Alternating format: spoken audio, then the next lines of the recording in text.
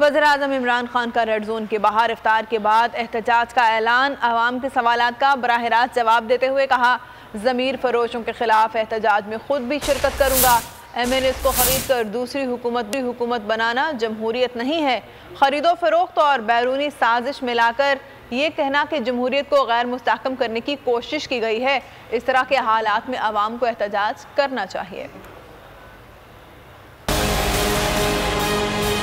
हम ये red zone के बाहर इस्लामाबाद में आज प्रोटेस्ट करेंगे, पुरअमन प्रोटेस्ट। हमेशा हमारा प्रोटेस्ट पुरअमन होता है। ये जो खरीदे जा रहे हैं पॉलिटिशियंस, उनकी रेट्स लगी हुई हैं, उनको जो खरीदा जा रहा है, ये बिल्कुल इसके खिलाफ मैं आज अपने लोगों के साथ प्रोटेस्ट करूँगा यहाँ इस्लामाबाद में। ये कहना कि इन खरीद के फिर एक दूसरी गवर्नमेंट बना लो, ये जमहूरियत नहीं है। बाहर के एजेंडे के ऊपर हुकूमत को गिराने की कोशिश है।